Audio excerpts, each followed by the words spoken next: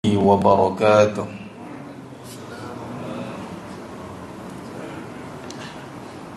بسم الله الرحمن الرحيم. إن الحمد لله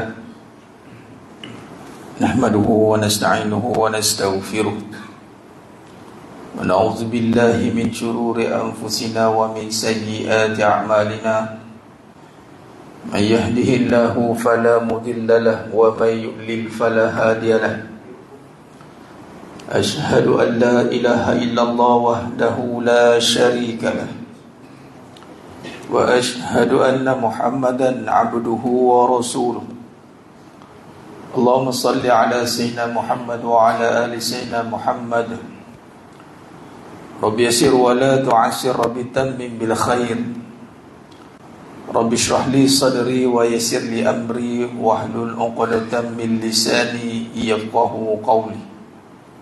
اللهم افتح علينا حكمتك وانشر علينا من خزائن رحمتك يا أرحم الراحمين. والله الذي لا إله إلا هو عالم الغيب والشهادة هو الرحمن الرحيم. والله الذي لا إله إلا هو الملك القدوس الملك القدوس السلام المؤمن المهيمن العزيز الجبار المتكبر. سبحان الله عما يشركون. هو الله الخالق البارئ المصور له الأسماء الحسنى يسبح له ما في السماوات والأرض وهو العزيز الحكيم.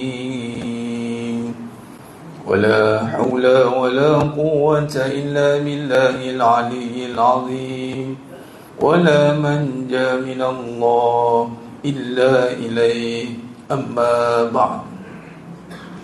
أيها المؤمنون اتقوا الله usikum wa iyaya bitaqwallah faqad fazal muttaqun. Sidang jemaah yang dimuliakan Allah Subhanahu wa taala, mudah-mudahan kita semua tergolong dalam golongan hamba-hambanya yang benar-benar bersyukur.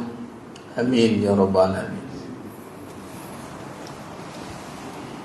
Allah Subhanahu wa taala berfirman dalam surah Sajdah ayat 9. Summa sawwahu wa nafakha fihi min ruhi wa ja'alakumus sam'a wal absara wal af'idah qalilan ma tashkurun. Allah SWT menjadikan manusia ini dengan sempurna sifatnya. Kejadian manusia ini meletakkan dan membezakan kita daripada kejadian yang lain, sehingga kan Allah nyatakan manusia ini sebaik-baik kejadian. Qad khalaqnal insana fi ahsani taqwim.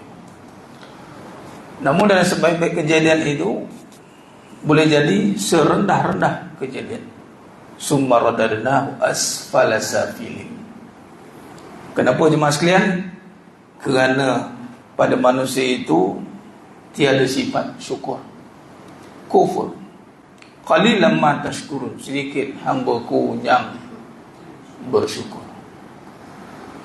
Jadi sedang jemaah yang muliakan Allah SWT, dalam perbahasan kajian hakikat kehidupan, kita dah masuk pada perbahasan yang terakhir, iaitu penutup kepada perbahasan hakikat kehidupan ni pada fasa tabligh. Dia ada 4 fasa: sidik, amanah, fatanah, tabligh. Kita berusaha sedaya upaya untuk menterjemahkan sifat wajib bagi Nabi sallallahu alaihi wasallam yang wajib kita imani pada Nabi sallallahu alaihi wasallam. Namun kita dengan akal yang Allah kurniakan kepada kita yang mampu berfikir dan yang disuruh untuk berfikir, maka dengan sifat wajib bagi Nabi sallallahu alaihi wasallam itu kita berfikir bahawasanya ini mestilah diterjemahkan di dalam kehidupan kita. Agama sudah ada kerangkanya, agama sudah ada usulnya. Asas kepada agama itu tertegak dengan tauhid, yakni mengenal Allah. Dan perbahasan kepada agama, yang inna dina indallahil Islam, itu mengikut acuan yang telah Allah wahyukan kepada baginda Nabi Muhammad SAW, yang mana tertegaknya rukun iman, rukun Islam dan ihsan, atau kita terjemahkan pada kerangka besarnya, ini perbahasan tentang tauhid, syariat, akhlak. Syariat ini perbahasan tentang fiqh, manhaj, kaedah terjemahan segala suruhan yang telah ditaklifkan kepada kita, umat Islam khusus. Yang tak Islam tak ada lah, dipertanggungjawabkan. Jadi tidak termasuk perbahasan tata cara kehidupan, mendirikan solat hidup. Dalam hidup tu ada mendirikan solat. Yang tak di Islam itu tak termasuklah perbahasan tu. Baik. Namun begitu jemaah sekalian, ketika agama itu telah sempurna, agama telah sempurna, dan ketika khutbah wada Nabi yang terakhir itu, surah Al-Ma'idah ayat 3 turun, Allah menjelaskan agama telah sempurna. Bermaksud bila agama sempurna, maka tiada lagi pertikaian, perbalahan ataupun perkara-perkara tokok tambah yang tidak mengikut kepada syariat Islam. Maknanya sempurna. Persoalannya jemaah sekalian, bagaimana agama yang sempurna ini hendak diterjemahkan, nak diletakkan. Contoh permata lah, saya ambil agama Islam ni umpama permata. Adakah permata ini yang telah siap di kedai ataupun di kilang, dah sempurna, kemudian bila nak dipasarkan dilemparkan begitu saja, dicampakkan begitu saja, kutiplah? Atau dia ada bekas dia, dia ada tata cara dia, dia ada kaedah dia? Maka kaedah ini kita boleh nisbahkan kepada kehidupan. Sebab itu ada perbahasan yang mengatakan kita Islam dah sempurna, tapi kenapa tak nampak Islamnya? Soalannya kan, umat Islam contoh ramai ni, kalau dihitung satu dunia, tak tahu database terkini berapa, mungkin 1.2 bilion lebih. 1.2 bilion, dekat lebih, silap bulan lebih. Yang ini jauh beza dengan zaman Nabi SAW, dengan kuantiti yang sedikit. Tapi sampai ke Rom lah kesan dia, akhirnya menguasai 2/3 dunia. Last pemerintahan itulah 3 Mac 1924. Tahun depan genap setahun secara official pemerintahan Islam telah dibubarkan. Ini sistem khilafah, satu ketua saja. Baik. Jadi jemaah sekalian, kalau kita lihat menterjemahkan artinya, yakni permata sudah siap, tapi nak membawa permata itu mesti ada yang bersesuaian dengannya. Tidak boleh permata dibawa dalam plastik sampah, tak boleh. Plastik bag tak boleh biasa, dia tak boleh. Dia mesti sekadar dan selari dengannya. Enjin dah siap, enjin V8 turbo charge Ferrari, body dia biasa dia, gelak dia orang. Tapi kalau body pun hebat, enjin tak hebat, tak jadi juga. Dia kena saling berkait. Poin yang nak disampaikan di sini jemaah sekalian, ketika Islam telah sempurna pada zaman Nabi SAW dan sebelum Nabi wafat, Islam telah sempurna, maka tugas kita nak menyambut kesempurnaan itu dengan memastikan kehidupan kita juga kena sempurna. Dengan cara apa? Tadi agama dah sempurna, kita pun cakap cara agama. Ada cara agama, tapi dah sebut cara agama, tengok gaya macam tak ada agama, nampak? Tuan-tuan. Nah, Begitulah makanya datang perbahasan tentang akhlak. Datanglah perbahasan tentang tujuan Nabi SAW diutuskan. Innama bu'istul liutammima makarimal akhlak. Persiapan akhlak ini adalah untuk mendukung agama tadi. Malah agama yang indah itu akan jadi rosak kerana akhlaknya buruk. Agama itu indah. Orang tahu orang Islam itu indah. Tapi perangai buruk, orang akan fitnah Islam. Permata itu elok, tapi dilonggokkan di tempat sampah.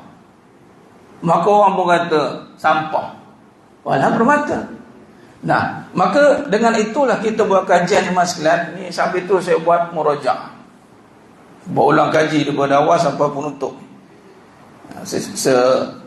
Sepintasnya, khulasahnya, kesimpulannya. Maka perlulah kehidupan itu mengikut apa yang telah Nabi sallallahu alaihi wasallam bawa. Pertama, Nabi bawa agama itu nombor satu, iaitu Islam, dinul haq. Dan surah Al-Fat ayat 28, wallazi arsala rasulahu bil huda wa dinil haqq. Agama yang benar. Ya, ini bila agama yang benar berbalik kepada yang pertama, inna dina indallahil Islam. Bila agama yang benar mesti selari dengan kehidupan yang benar. Barulah kombinasi ini membawa kekuatan yang luar biasa. Maka bila sebut tentang kehidupan yang benar, maka merujuk kepada sifat wajib bagi Nabi SAW. Kita menterjemahkan hidup, kita mempersiapkan hidup, ataupun kita mentafsir kehidupan bahasanya. Maka ini kajian yang masuk. Perbahasan kita ni adalah sebuah kajian yang mesti dipikirkan. Tidak boleh lagi dibiarkan hidup ni, tak pulang ustaz, yang penting kita beramal je. Itu agama. Kalau kata tak beramal, saya rasa berbilion orang dah beramal ni. Kalau kata dari segi solat, ramai dah solat ni. Tapi adakah kehidupan itu telah dipersiapkan dan diluruskan? Itu soalannya. Sebab Nabi SAW meluruskan dulu kehidupan. Maka di situ kita mulakan perbahasan dengan yang pertama, itu siddiq, benar, jujur. Dan ini selari dengan agama rupanya ni mas sekalian. Agama ini Islam bermula dengan iman. Asas kepada agama itu iman, usuluddin. Maka iman itu tasdik, membenarkan. Tasdik bil qalbi, membenarkan dengan hati. Malah sifat Nabi yang pertama, wajib Nabi yang pertama itu siddiq, iaitu benar, jujur. Maka benar itu dimasukkan, diterjemahkan dalam hidup ini. Bila hidup ini diterjemahkan dengan yang benar, apa sebenarnya kehidupan? Yang sebenarnya hidup ini binasa. Yang sebenar hidup ini mati. Yang pasti apa dalam hidup ni? Mati. Kullu nafsin za'iqatul maut. Apa yang pasti dalam hidup ni? Kita berbicara dengan yang benar. Yang pasti mati, hidup dah tentu. Sudah. Betul lah. Apa yang pasti dalam hidup ni? Yang pasti mati. Hidup belum tentu. Ni boleh hidup lagi, alhamdulillah. Akhir zaman makin penghujung kepada zaman ini jemaah sekalian, kita lihat bagaimana kematian yang mendadak. Begitu banyak sekarang pula, apatah lagi dengan krisis, konflik yang berlaku sekarang, peperangan. Ya Rabb, nyawa itu bertebangan begitu saja. Kalau kata hidup kita lama, kita boleh nampak depan mata kepala kita, bayinya, budak-budaknya mati mas sekalian. Apa sebenarnya mesej yang pertama yang sebenar dalam hidup ini yang nak disampaikan? Hidup dan mati. Allah jadikan hidup dan mati. Yang benar hidup dan mati. Yang benar itu adalah mati. Yang hidup belum pasti.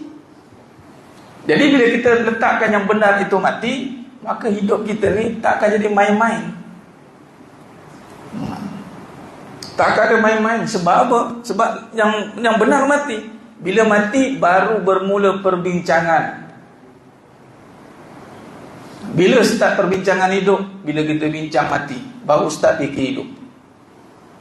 Itu bahasanya macam tu jemaah sekalian. Dalam bab kehidupan ni ada perbahasan hikmah, kalam hikmah ni. Contoh, hati itu hidup bila ingat mati, hati itu mati bila ingat hidup. Jadi makna kata, kalau kita hari ni, terutama umat Islam, kalau benar iman dia tak fikir hidup di sini, dia fikir hidup di sana. Ni bila di sana berbincang soal fatanah, bijaksana. Jadi orang cerdik, kita tak guna habis duit kita sebab panjang lagi perjalanan ni. Sebagai contoh gitulah, pakai sikit-sikit pakai, sebab dia tahu perjalanan dia itu panjang lagi. Cerdik, dia buat perancangan, akan datang dia ada reserve lagi duit. Sebagai contoh, duit lah, saya bagi contoh faham duit. Maksudnya dunia ni belum habis cerita lagi. Jadi kita berhabis-habis bukan untuk cerita sekarang. Cerdik yang dia kata Nabi SAW, Al-Qayyis mandana nafsah amila lima ba'dal maut. Orang yang cerdik itu adalah orang yang mempersiapkan hidup dia, amalan dia untuk mati dia. Jadi makna kata yang benarnya, dia akan tukar semua. Jadi macam ni jemaah sekalian, kalau niaga tu, niaga untuk mati, bukan untuk hidup. Dia terbalik. Ada orang kadang dia dalam life ni, dia nak seimbangkan dunia akhirat tu. Tapi cara dia cerita dunia tu macam hidup lama je. Tapi sambil tu kita kena buat perancangan amalan lah katanya. Selagi mana dia tak letakkan mati depan, maka kita bimbang dia akan tertipu juga dengan kehidupan dunia ni. Dan tuan, sedang jemaah yang mulia Allah, nanti buat rombongan, ni dah boleh pergi rombongan ni, pergi Turki. Buat rombongan lah, boleh. Istana Topkapi. Tuan jangan pergi tu bagus lah. Istana Topkapi ni, di zaman Empat Uthmaniyah, Balai Rom dia, tempat pengurusan kerja sains semua dokumen-dokumen negara tu. Depan tu mandi jenazah rakyat. Jadi hari-hari mandi jenazah dah tengok. Ni ketika saya pergi sana, tu cara dia explain. Ni apa lapang batu ni? Ni depan dia kata ni balai rum dia, bilik sultan tu buat kerja. Depan bilik mandi jenazah. Tapi tutuplah situ bahagian tu. Tapi sultan nampak hari-hari bila mati dia tahu. Setiap kali dia sains sini, dia nampak sana. Sains sini, sangkut sana. Macam sains sini, sangkut sana. Mana ada kerja dunia ni mas sekalian? Semua jadi kerja akhirat. Saya pelik kalau orang cakap, kita cari dunia pula lah katanya. Kita cari dunia pula lah katanya. Awak pernah cari akhirat kan? Betul lah, penat lah jadi alim ni, di dunia pula kata. Mana ni tak nampak? Sibuk cari dunia kata. Ada setengah orang yang memperolok-olokkan begitu. Mana? Yalah sibuk cari dunia. Ni cari akhirat ni sekarang ni. Contoh, sebenarnya tidak berbeza begitu, tidak boleh dipisahkan. Kalau pisahnya maksudnya jadi sekular, tak benar. Itu tidak benar. Liberal, bebas kau pandai lah, akhirat lah, dunia lah, janganlah ikat dengan dia, kita bebaskan dia. Bila dah bebas jadi sekular, terasing. Bila terasing, bercampur lah dia, sama je, jadi plural lah, sama je orang Islam tak Islam, sama je dia. Nampak? Dia sebenarnya contoh pandangan. Bila pandangan yang benar, kita tengah bincang bab kehidupan, bab sidik ni kita buat murojaah sebelum kita tutup habis dalam bab tabligh. Sempat. Jadi bila sebut tentang pandangan jemaah sekalian, dunia akhirat ada dua kan? Dunia akhirat dua. Walaupun dua tetapi sebenarnya satu je. Contoh mata kita. Ada dua biji mata? Ada. Tak bermakna ada dua biji mata, ada dua pandangan. Ke tuan-tuan pandang kiri kanan sekarang ni? Kiri pandang lain, kanan pandang lain.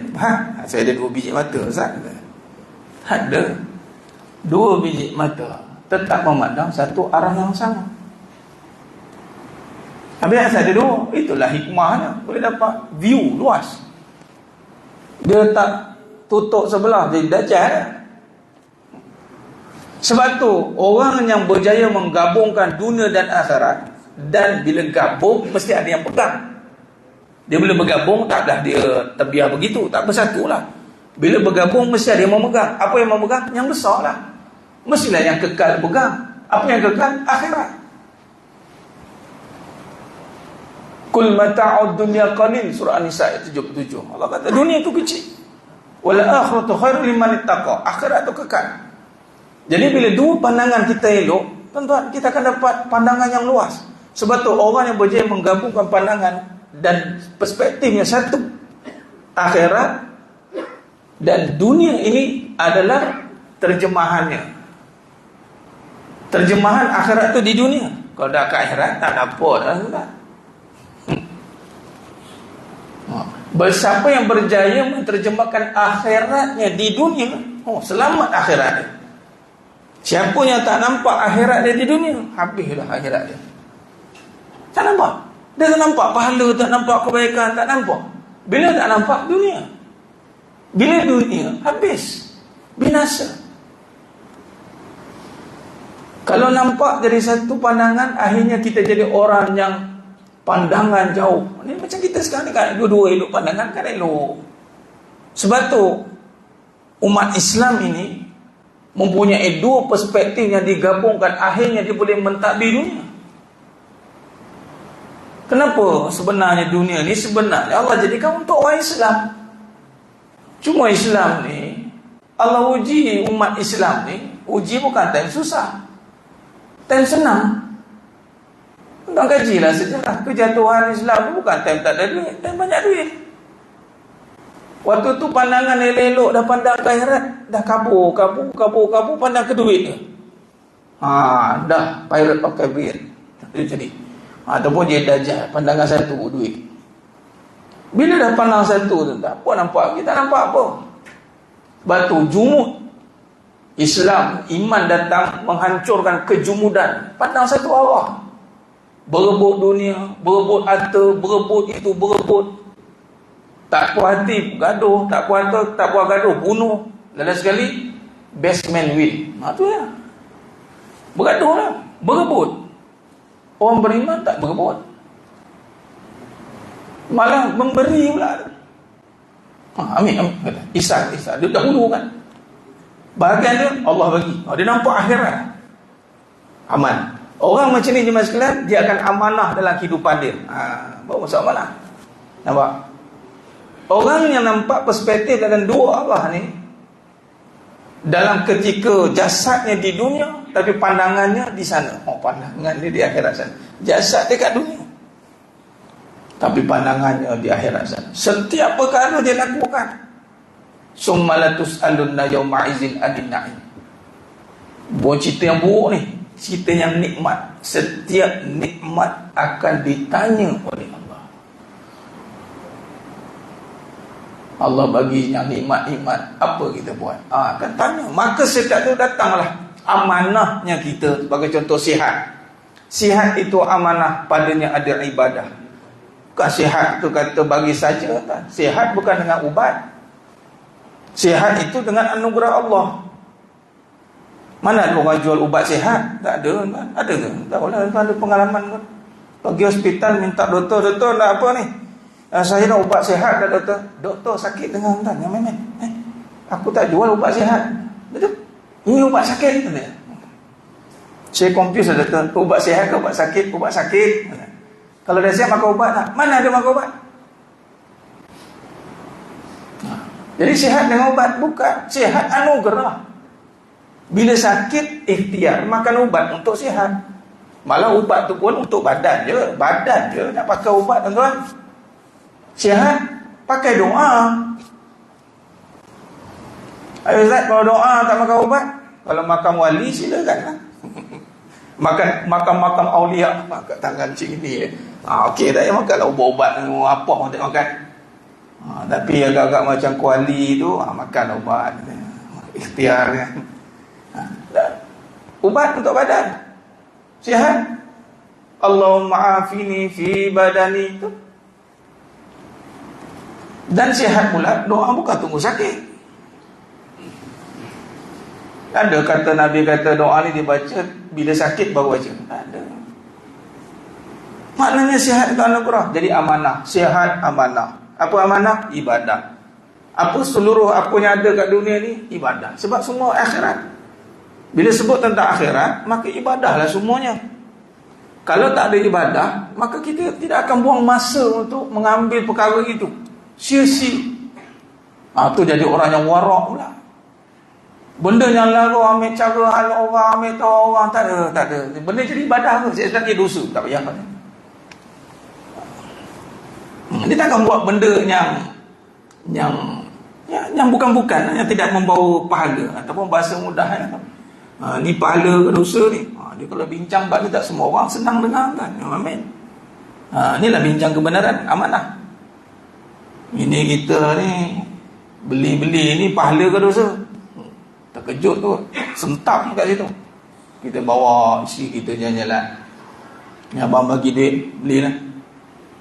Kita tengok dia seronok beli. Lepas beli kita tanya, beli ni jadi pahala ke jadi dosa? Sudah. Suami aku tanya macam itu. Wallahu alam. Kalau wallahu alam, beli tanpa ilmu. Kalau beli tanpa ilmu, perbuatan tanpa ilmu, jadi apa yang masalah? Sia-sia. Kalau beli tanpa ilmu, maka tak tahulah beza dosa pahala. Bermaksud dia beli ikut apa? Kemahuan. Kalau nak cerita bab pahala, dia akan cerita pada keperluan. Malah lebih bagus kebaikan, manfaat. Ni kamu beli beg mama ni 5,000, manfaatnya bang, semua benda beg Doraemon dalam ni bang. Time hujan bang, dia boleh jadi payung. Hujan dia popoh macam ni. 5,000 ke? Bagus. Bukan saya seorang saja, abang sebelah pun boleh join. Ini pula kalau datang orang tak betul kata lempar beg ni, dia boleh jadi senjata bang. Weh, bagus beg kamu ni. Belilah. Berapa harga? 10,000. 12,000 aku bayar. Sebab apa? Kebaikan. Tapi kalau beli untuk apa? Yelah, malulah kau orang. Kita takkan baik itu je pakai. Habis? Beli untuk apa? Sebab apa orang tanya? Sebab Allah tanya. Kalau cinta tentang slow, letak oleh main. Sungguh, itu penjimatan yang paling bagus. Jimat ni bukan soal kita beli banyak, beli sikit. Jimat ni kita betul-betul pakai ikut keperluan, pakai ikut manfaat, walaupun harganya mahal. Tak ada masalah, Islam tak larang pakai mahal. Kita boleh buka sejarah para sahabat hebat. Sayyidina Uthman bin Affan radhiyallahu anhu, perwatakannya hebat. Nabi steady. Walaupun Nabi steady macam itu, pakai biasa pun, tengok Nabi pun kalah semua dah. Tak payah perhiasan apa-apa Nabi. Nampak tak hikmah kat situ? Nabi akan biasa, tapi wajah Nabi tu habislah. Nabi pakai steady biasa pun tak apa. Tak bermaksud Nabi tu nampak perwatakannya Nabi tak senang pakai cuma camping dah. Nabi kemas sebab Nabi sentiasa wangi, sentiasa kemas. Sebab apa? Nak jumpa dengan Jibril kan Nabi SAW. Nampak? Baik, amanah. Maka bila amanah ni sekalian, sebab apa? Dah nampak akhirat tadi. Yang benar hidup ni akhirat. Bila amanah, bila orang yang amanah ni tuan-tuan, barulah Allah bagi kecerdikan. Sebab tu jangan terkejut hari ni kalau kita tengok, ingatkan dia cerdik. Bila ada duit tu dia cerdik, rupanya tak cerdik tuan. Bila terbuka ataupun bila berkata-kata dia, Allah nampak jahil. Contoh, tindakannya tak membawa kepada memberi kebaikan, orang tak boleh contohi dia. Sedangkan kita doa, Rabbana hab lana min azwajina wa dzurriyyatina qurrata a'yun waj'alna lil muttaqina imama. Jadikan kami atau diri kita ni ketua, biar orang boleh ikut kita. Tapi orang tak tahu nak ikut apa dia. Contoh, tak terikut boleh kadang-kadang. Tak terikut tahu, tak terikut lah dia. Macam perangai dia. Contoh kan, kita nak bila pergi pada fatonah, Allah akan bagi kebiasaan berbalik pada hadis Nabi tadi, yang ini bijaksana. Akhirnya ada perbuatan-perbuatan yang orang akan kagum dengan sebab Allah angkat darjat dia melalui kebijaksanaan dia mengatur kehidupan untuk kebaikan. Sebagai contoh iman sekalian, bincang mudah-mudah, kita pergi Mekah, kita buat umrah, kita tawaf. Tak pernah tengok orang pegang tisu. Tadi saya buat contoh paling simple lah, tisu. Sekarang ni kita tak kagum dengan tisu ni. Tapi tuan-tuan pergi nanti, iman sekalian pergi, akan nampak ada seorang, ada beberapa orang, tapi tak ramai dia pegang tisu. Orang tawaf, orang ambil satu peluh lah. Tengok dekat tepi, kotak-kotak habis dah. Kita kagum, Allah bijaknya dia. Nampak? Bijaknya dia. Kita nampak tisu, tisu. Dia nampak pahala. Bila nampak pahala, bukan duduk saja. Bila nampak pahala, dia akan innovation. Dia bukan duduk saja. Orang dapat pahala ni tuan-tuan, bukan orang yang play safe. Dah. Malah Nabi kata dalam satu hadis apa? Dalam soal khairun nas anfa'uhum linnas. Sebaik-baik manusia adalah manusia yang paling bermanfaat pada manusia ini. Nampak? Itu. Dah. Azan.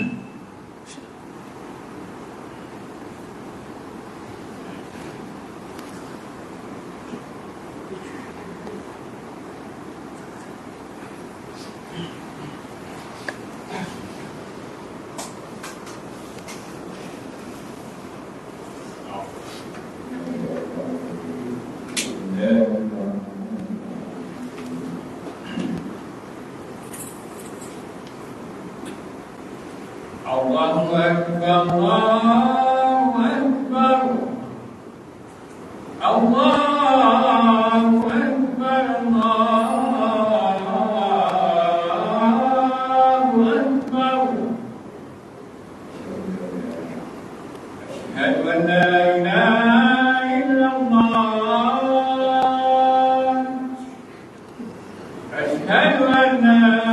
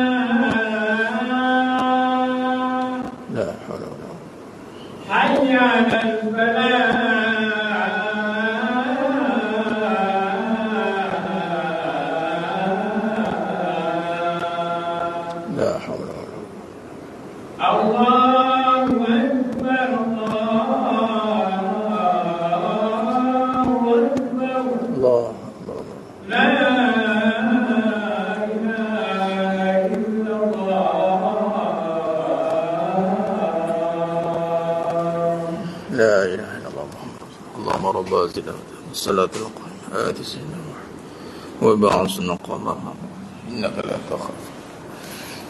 Allahumma salli ala sayyidina Muhammad wa ala sayyidina Muhammad. Sedemikian yang muliakan Allah SWT. Kita sambung sikit, kita bawa kesimpulan. Maka dalam fasa fatonah itu, kecerdikan dalam menerjemahkan sikap dan sifat dalam hidup sehingga dia menjadi orang yang bermanfaat kepada manusia lain. Dia bukan jadi orang yang penting diri. Islam tidak mengajar untuk penting diri. Tidak, sekalian. Sehingga Nabi SAW pun menerjemahkan sifat yang begitu. Ketika dapat wahyu yang pertama di Gua Hira, Kemudian apa yang Nabi buat? Nabi turun ke lapangan, terus berkhidmat dengan umat sehinggalah Nabi wafat. Ya? Maka di sini dilihat pembentukan manfaat ini diterjemahkan pada pasal tabligh. Ini pasal penutup tabligh ini. Ini pembentukan akhlak dalam kehidupan yang sempurna. Batu susunan perbahasan kita sedikit berbeza pada kedudukan tabligh. Kalau keadaan perbahasan jumhur yang asal sidik amanah, tabligh fatonah. Dan kita pun mungkin kadang tak perasan pun sebab tak ada nak pakai apa kan. Kita pun okey kan. Tapi bila kita ada perbahasan khusus, maka almarhum Datuk Seri Abdul Sadin Al-Hafiz antara pentahqiq kepada usul 4, dan kata beliau susunan ni tak boleh sebarang-sebarang tukar. Ada susunan ulama. Tak boleh kita tukar F depan tak. Apa dia? FAST, fast, laju sikit. Tak boleh. Baru saya tahu. Kita pun tak tahu. Kita kaji. Kemudian bila ada ijtihadnya, ada keperluan baru, itu pun ada sebab. Tuan peringkat awal sebelum nak syarahkan perkara ini, perbahasan kita syarahkan dulu 4 ni boleh tidak pakai. Kalau boleh, baru dia berkembang perbahasan sehinggalah ke hari ini. Maka tabligh ini adalah fasa yang terakhir, iaitu gabungan sidik, amanah, fatonah. Gabungan 3 sifat ini sehinggalah membentuk tabligh yang dinamakan terbuka mata hati ni. Mata hati ni yang tadi nak buat baik ni, bukan mata kepala Muslim. Mata hati, contoh lah, sampah depan mata kita. Berapa ramai nampak pahala? Orang nampak sampah dah tolak, siap tolak bawah kursi.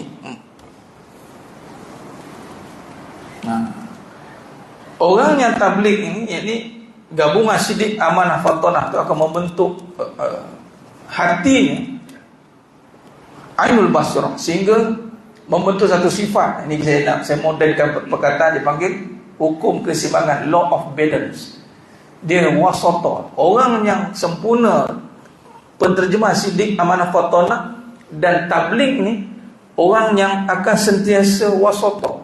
Dia tidak mudah terkesan dengan keadaan. Sebab orang nak bermanfaat pada dia, dia tak boleh jadi orang yang emosional, tak boleh jadi orang yang marah-marah, tak boleh orang cepat melenting, tak boleh. Dia kena steady. Itulah Nabi SAW. Kita nak paut, nak selamatkan orang, kita kena fit lah. Kalau kita pun sakit, dia nak selamatkan orang, 2 kali sakit lah. Jadi fasa tabligh ni fasa yang membentuk keseimbangan.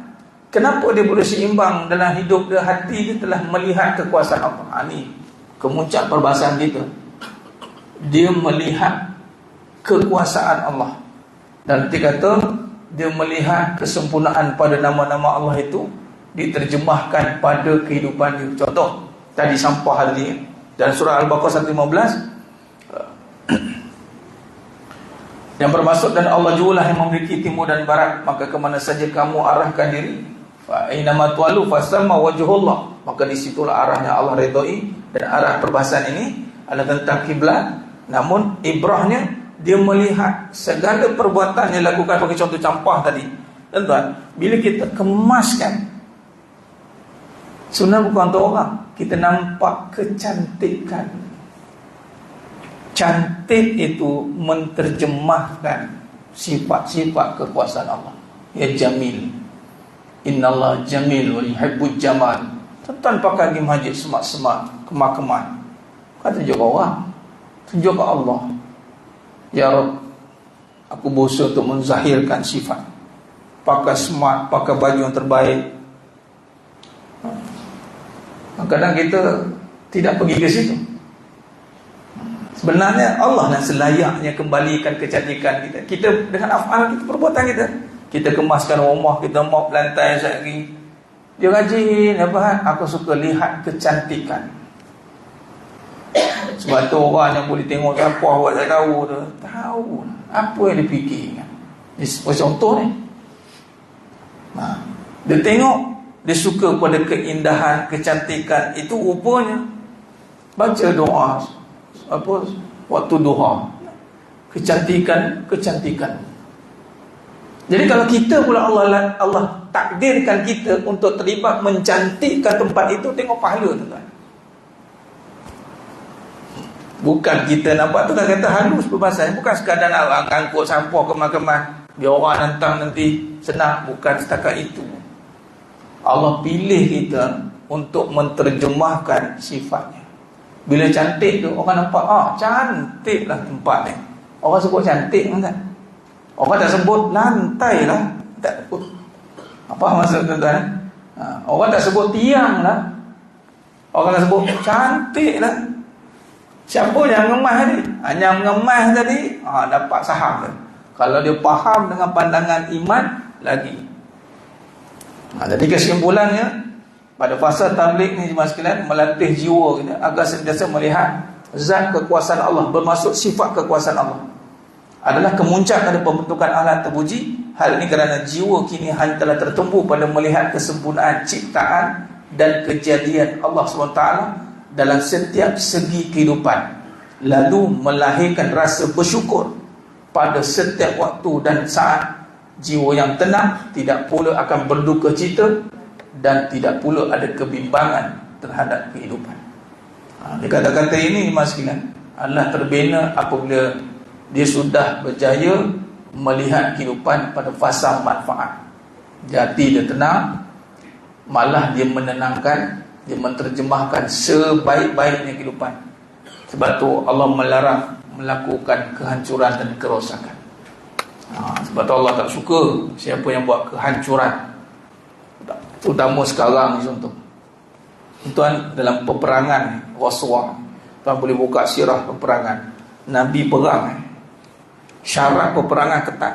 Pokok tak boleh potong, budak tak boleh bunuh, perempuan tak boleh bunuh, orang tua tak boleh bunuh, orang yang berlindung di pusat ibadat tak boleh kacau. Dah gaduh je. Islam strategi dia begitu, punya teliti, bermaksud bukan berperang dengan nafsu. Walaupun berperang, hunus pedang, nak pusuk, dia nak mengucap la ilaha illallah, masuk balik. Dia tipu tak tipu bukan hal kita. Nabi kata, kau nampak ke iman dia? Tak. Sahabat pernah pancung pun. Jadi itulah jemaah sekalian, maka tamaklah berbahasan dalam hakikat kehidupan ni. InsyaAllah pada sirah akan datang kita ada kesinambungan pada perbahasan ni. Kita akan masuk pada perbahasan lisanul haq, yakni kalam kebenaran, memperincikan kepada sidik jujur tadi. Macam mana nak seimbangkan soft itu, maka kita akan mendalami tentang lisanul haq, kalam-kalam yang benar yang kita perlu perhatikan dalam hidup kita ni, insya-Allah. Ini nanti saya ada beritahu Imam nak guna slide PDF yang ada kat sini. InsyaAllah itu saja. Mohon ampun maaf bila saya ada kekurangan. Tekan saya ada kurang bicara penyampaian, ambil masa sikit tuan untuk buat penutup pada perbahasan kita malam ini. Mudah-mudahan Allah bukakan pintu hati kita untuk melihat apa yang tersirat daripada kehidupan ini. Akhirnya kita terus berada pada jalan yang benar, insya-Allah. Amin ya rabbal alamin. Itu saja. Sekali mohon ampun maaf bila saya ada kekurangan atas penyampaian, kata-kata terlebih kata tu kurang bicara. Hanya Allah Ta'ala sajalah yang mampu menyempurnakan perbahasan kita pada malam yang penuh barakah ni, sehingga kita bertemu lagi pada siri akan datang. Aku qali hadza wa astaghfirullahalazim li wa lakum wa billahi taufiq wal hidayah. Assalamualaikum warahmatullahi wabarakatuh. Tangguh dengan tasbih farah suratul asr. Subhanakallahumma wa bihamdika asyhadu an la ilaha illa anta astaghfiruka. Bismillahirrahmanirrahim. Wal 'asr innal insana fi khusr illa alladhina amanu wa amilus salihati wa tawasaw bil haqq wa tawasaw bis sabr. Wallahu a'lam bissawab.